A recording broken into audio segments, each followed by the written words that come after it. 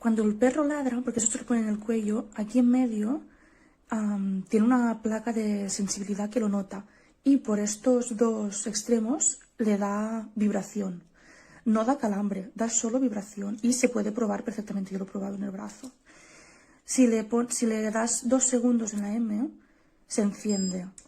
Y entonces puedes elegir aquí la sensibilidad del aparato. 1, 2, 3. El 7 es el más sensible. Y aquí puedes elegir el modo. Ahora mismo está en modo acústico y vibración. Pero también podemos poner solo acústico o solo vibración.